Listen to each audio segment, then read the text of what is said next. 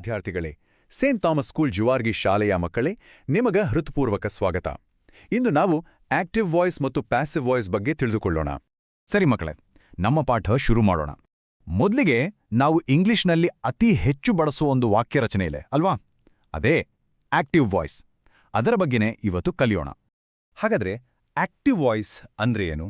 ನೋಡಿ, ಇದು ತುಂಬಾ ಸರಳ. ಒಂದು ವಾಕ್ಯದಲ್ಲಿ ಯಾರು ಕೆಲಸ ಮಾಡ್ತಿದಾರೋ ಅಂದ್ರೆ ಸಬ್ಜೆಕ್ಟ್, ಅವರೇ ಆ ಕ್ರಿಯೆಯನ್ನ ಮಾಡಿದ್ರೆ ಅದನ್ನೇ ನಾವು ಆಕ್ಟಿವ್ ವಾಯ್ಸ್ ಅಂತ ಕರೆಯೋದು. ಇದರಲ್ಲಿ ಕೆಲಸ ಮಾಡುವ ವ್ಯಕ್ತಿಯೇ ಹೀರೋ ಇದ್ದಾಗೆ. ಅವರೇ ಕ್ರಿಯೆಯ ಡೂವರ್ ಅಥವಾ ಏಜೆಂಟ್ ಅಂತಲೂ ಹೇಳ್ತೀವಿ. ಇದರ ರಚನೆ ಇದೆಯಲ್ಲ, ಅದು ಇನ್ನೂ ಸುಲಭ. ನೋಡಿ, ಸಬ್ಜೆಕ್ಟ್, ವರ್ಬ್ ಮತ್ತು ಆಬ್ಜೆಕ್ಟ್ ಅಷ್ಟೇ. ಅಂದ್ರೆ ಮೊದಲು ಕ್ರಿಯೆ ಮಾಡುವರು, ಆಮೇಲೆ ಅವ್ರು ಏನ್ ಮಾಡ್ತಾರೆ ಅನ್ನೋ ಕ್ರಿಯೆ, ಮತ್ತು ಕೊನೆಗೆ ಆ ಕ್ರಿಯೆಯ ಪರಿಣಾಮ ಯಾರ ಮೇಲೆ ಆಗುತ್ತೋ ಅವರು. ಸಿಂಪಲ್ ಆಗಿ SVO. ಯಾರು ಏನ್ ಮಾಡಿದ್ರು ಅಂತ ನೇರವಾಗಿ ಹೇಳೋಕೆ ಇದಕ್ಕಿಂತ ಕ್ಲಿಯರ್ ಆದ ದಾರಿ ಇಲ್ಲ. ಸರಿ, ಈಗ ಕೆಲವು ಉದಾಹರಣೆಗಳನ್ನ ನೋಡೋಣ, ಆಗ ನಿಮಗೆ ಇನ್ನೂ ಕ್ಲಿಯರ್ ಆಗುತ್ತೆ. ಮೊದಲ ವಾಕ್ಯ ನೋಡಿ, ಶಿ ಕ್ಲೀನ್ಸ್ ದ ಹೌಸ್. ಇಲ್ಲಿ ಶಿ ಅನ್ನೋದು ಸಬ್ಜೆಕ್ಟ್, ಕ್ಲೀನ್ಸ್ ಅನ್ನೋದು ವರ್ಬ್ ಮತ್ತು ದ ಹೌಸ್ ಆಬ್ಜೆಕ್ಟ್. ಸಿಂಪಲ್. ಯಾರು ಕೆಲಸ ಮಾಡ್ತಿದ್ದಾರೆ? ಅವಳು. ಸ್ಪಷ್ಟವಾಗಿದೆ ಅಲ್ವಾ? ಇನ್ನೊಂದು ನೋಡಿ, ಜೆರಿ ನಾಕ್ಡ್ ಓವರ್ ದ ಲ್ಯಾಂಪ್. ಈ ವಾಕ್ಯದಲ್ಲಿ ಜೆರಿ ಸಬ್ಜೆಕ್ಟ್, ಅವನು ಲ್ಯಾಂಪ್ ಅನ್ನ ಬೀಳಿಸ್ತಾ, ಸೊ ಲ್ಯಾಂಪ್ ಅನ್ನೋದು ಆಬ್ಜೆಕ್ಟ್. ಮತ್ತು ಮೂರನೇ ಉದಾಹರಣೆ, ಐ ರೋಟ್ ಅ ಲೆಟರ್. ಇಲ್ಲಿ ನಾನೇ ಸಬ್ಜೆಕ್ಟ್, ಯಾಕಂದ್ರೆ ನಾನೇ ಪತ್ರವನ್ನ ಬರೆದಿದ್ದು. ಸೊ ಈ ಎಲ್ಲಾ ವಾಕ್ಯಗಳಲ್ಲೂ ಆಕ್ಷನ್ ಮಾಡಿದ್ದು ಯಾರು ಅಂತ ನಮಗೆ ಡೈರೆಕ್ಟ್ ಆಗಿ ಗೊತ್ತಾಗ್ತಿದೆ. ಸೊ ಒಂದು ಸಣ್ಣ ರೀಕ್ಯಾಪ್ ಮಾಡೋದಾದ್ರೆ, ಆಕ್ಟಿವ್ ವಾಯ್ಸ್ನಲ್ಲಿ ನಮ್ಮ ಪೂರ್ತಿ ಫೋಕಸ್ ಇರೋದು ಆಕ್ಷನ್ ಮಾಡೋರ ಮೇಲೆ. ಅದಕ್ಕೆ ಈ ವಾಕ್ಯಗಳು ತುಂಬಾ ಡೈರೆಕ್ಟ್ ಆಗಿ ಮತ್ತು ಕ್ಲಿಯರ್ ಆಗಿರುತ್ತವೆ. ಸರಿ, ಈಗ ನಿಮಗಾಗಿ ಒಂದೆರಡು ರಿವಿಷನ್ ಪ್ರಶ್ನೆಗಳು. ರೆಡಿ? ಮೊದಲನೇ ಪ್ರಶ್ನೆ, the cat chase the mouse ಎಂಬ ವಾಕ್ಯದಲ್ಲಿ ಸಬ್ಜೆಕ್ಟ್ ಯಾರು? ಮತ್ತು ಎರಡನೇದು, ಆಕ್ಟಿವ್ ವಾಯ್ಸ್ ವಾಕ್ಯದ ಮೂಲ ರಚನೆ ಏನು? ಒಂದು ಕ್ಷಣ ಯೋಚಿಸಿ ಉತ್ತರ ಹೇಳಿ. Very good. ಉತ್ತರ ಸರಿ ಇತ್ತು ಅಂತ ಅನ್ಕೋತೀನಿ. ಸರಿ, ಈಗ ನಾವು ವಾಕ್ಯ ರಚನೆಯ ಇನ್ನೊಂದು ವಿಧದ ಕಡೆ ಹೋಗೋಣ. ಅದೇ ಪ್ಯಾಸಿವ್ ವಾಯ್ಸ್. ಇದು ಇದೆಯಲ್ಲ, ಆಕ್ಟಿವ್ ವಾಯ್ಸ್ಗಿಂತ ಸ್ವಲ್ಪ ಡಿಫ್ರೆಂಟ್ ಆಗಿದೆ. ಸರಿ, ಹಾಗಾದ್ರೆ ಏನಿದು ಪ್ಯಾಸಿವ್ ವಾಯ್ಸ್? ಇದು ಒಂದು ರೀತಿ ಆಕ್ಟಿವ್ ವಾಯ್ಸ್ನ ಉಲ್ಟಾ ಅನ್ಬೋದು. ಯಾಕಂದ್ರೆ ಇಲ್ಲಿ ವಾಕ್ಯದ ಸಬ್ಜೆಕ್ಟ್ ಆಕ್ಷನ್ ಮಾಡಲ್ಲ, ಬದಲಿಗೆ ಆಕ್ಷನ್ನ ಪರಿಣಾಮವನ್ನ ಅನುಭವಿಸುತ್ತೆ, ಅಂದ್ರೆ ಅದನ್ನ ಸ್ವೀಕರಿಸುತ್ತೆ. ಸೊ ಇಲ್ಲಿ ಸಬ್ಜೆಕ್ಟ್ ಆಕ್ಷನ್ನ ರಿಸೀವರ್ ಆಗಿರುತ್ತೆ, ಡೂವರ್ ಆಗಿರಲ್ಲ. ಅರ್ಥ ಆಯ್ತಾ? ಇದರ ರಚನೆ ಸ್ವತಃ ವಿಭಿನ್ನವಾಗಿದೆ. ಮೊದಲು ಬರೋದು ಸಬ್ಜೆಕ್ಟ್. ಆದರೆ ನೆನ್ಪಿಡಿ, ಈ ಸಬ್ಜೆಕ್ಟ್ ಕ್ರಿಯೆಯನ್ನ ಸ್ವೀಕರಿಸುತ್ತೆ. ಅದರ ನಂತರ ಒಂದು ಬಿ ವರ್ಬ್ ಬರುತ್ತೆ, ಅಂದ್ರೆ is, am, are, was, were, ಈ ಥರದ್ದು.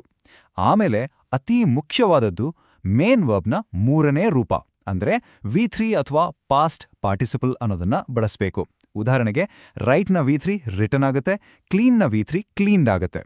ಕೆಲವೊಮ್ಮೆ ಕ್ರಿಯೆ ಮಾಡಿದವರು ಯಾರು ಅಂತಾನೂ ಹೇಳ್ಬೇಕಾಗತ್ತೆ. ಆಗ ನಾವು ಕೊನೆಯಲ್ಲಿ ಬೈ ಅಂತ ಸೇರಿಸಿ ಅವರನ್ನ ಮೆನ್ಷನ್ ಮಾಡ್ತೀವಿ. ಬನ್ನಿ, ಈಗ ನಾವು ಮೊದಲು ನೋಡಿದ ಅದೇ ಆಕ್ಟಿವ್ ವಾಯ್ಸ್ ವಾಕ್ಯಗಳನ್ನ ಪ್ಯಾಸಿವ್ ವಾಯ್ಸ್ಗೆ ಹೇಗೆ ಬದಲಾಯಿಸಬಹುದು ಅಂತ ನೋಡೋಣ. ಶಿ ಕ್ಲೀನ್ಸ್ ದ ಹೌಸ್ ಅನ್ನೋದು the house is cleaned by her ಅಂತ ಆಗತ್ತೆ. ನೋಡಿ, ಇಲ್ಲಿ ದ ಹೌಸ್ ಸಬ್ಜೆಕ್ಟ್ ಆಗಿದೆ, ಮನೆ ಕ್ಲೀನ್ ಆಗಿದ್ದೇ ಇಲ್ಲಿ ಮುಖ್ಯ, ಯಾರು ಮಾಡಿದ್ದು ಅನ್ನೋದ್ಕಿಂತ. ಹಾಗೆ the lamp was knocked over by Jerry.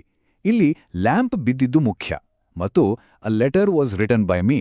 ಇಲ್ಲಿ ಪತ್ರ ಬರೆಯಲ್ಪಟ್ಟಿತ್ತು ಅನ್ನೋದಕ್ಕೆ ಹೆಚ್ಚು ಒತ್ತು ನೀಡಲಾಗಿದೆ.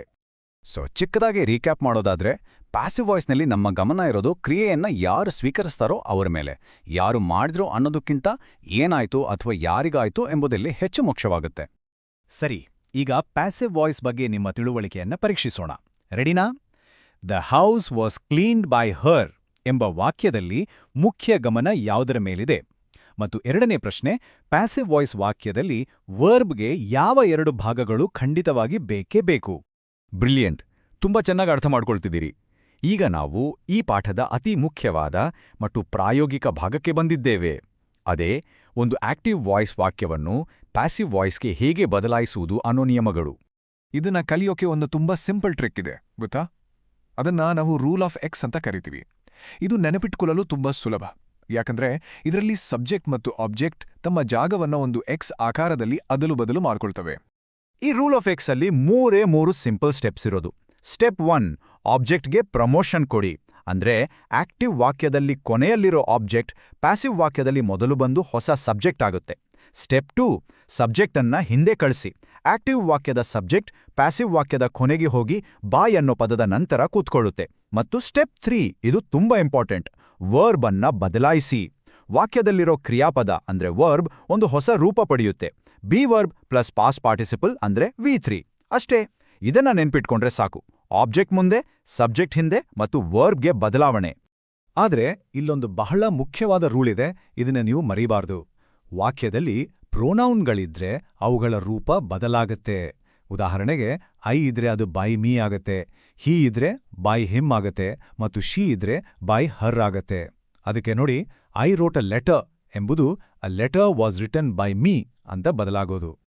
ಸರಿ, ನೀವು ಕಲಿತ ನಿಯಮಗಳ ಬಗ್ಗೆ ಒಂದೆರಡು ಪ್ರಶ್ನೆ ಕೇಳ್ತೀನಿ, ನೋಡೋಣ ಯಾರು ಹೇಳ್ತೀರಾ ಅಂತ. ಶಿ ಹೆಲ್ಪ್ಸ್ ಹಿಮ್ ಎಂಬ ವಾಕ್ಯವನ್ನು ಪ್ಯಾಸಿವ್ ವಾಯ್ಸ್ಗೆ ಬದಲಾಯಿಸಿದರೆ ಶಿ ಏನಾಗ್ತದೆ? ಮತ್ತು ರೂಲ್ ಆಫ್ ಎಕ್ಸ್ನ 3 ಮುಖ್ಯ ಹಂತಗಳು ಯಾವುವು ನೆನ್ಪಿಸ್ಕೊಳ್ಳಿ. ಪರ್ಫೆಕ್ಟ್. ಈಗ ನಾವು ನಮ್ಮ ಪಾಠದ ಫೈನಲ್ ಸೆಕ್ಷನ್ಗೆ ಬಂದಿದ್ದೇವೆ.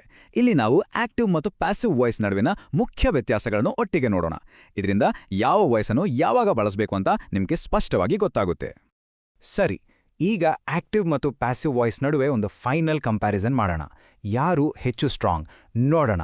ಆಕ್ಟಿವ್ ವಾಯ್ಸ್ನಲ್ಲಿ ಸಬ್ಜೆಕ್ಟ್ ಅಂದ್ರೆ ಆಕ್ಷನ್ ಮಾಡೋ ಡೂವರ್, ಆದರೆ ಪ್ಯಾಸಿವ್ ವಾಯ್ಸ್ನಲ್ಲಿ ಸಬ್ಜೆಕ್ಟ್ ಅಂದ್ರೆ ಆಕ್ಷನ್ ಅನ್ನ ರಿಸೀವ್ ಮಾಡೋ ರಿಸೀವರ್. ಆಕ್ಟಿವ್ ವಾಯ್ಸ್ನ ಫೋಕಸ್ ಯಾರು ಮಾಡಿದ್ರು ಅನ್ನೋದ್ರ ಮೇಲಿದ್ರೆ, ಪ್ಯಾಸಿವ್ ವಾಯ್ಸ್ನ ಫೋಕಸ್ ಏನು ಆಯ್ತು ಅನ್ನೋದ್ರ ಮೇಲೆ ಇರುತ್ತೆ. ಇನ್ನು ಟೋನ್ ವಿಷಯಕ್ಕೆ ಬಂದ್ರೆ, ಆಕ್ಟಿವ್ ವಾಯ್ಸ್ ತುಂಬಾ ಡೈರೆಕ್ಟ್, ಸ್ಟ್ರಾಂಗ್ ಮತ್ತು ಕ್ಲಿಯರ್, ಆದರೆ ಪ್ಯಾಸಿವ್ ವಾಯ್ಸ್ ಸ್ವಲ್ಪ ಇಂಡೈರೆಕ್ಟ್, ಫಾರ್ಮಲ್ ಮತ್ತು ಆಬ್ಜೆಕ್ಟಿವ್ ಆಗಿರುತ್ತೆ.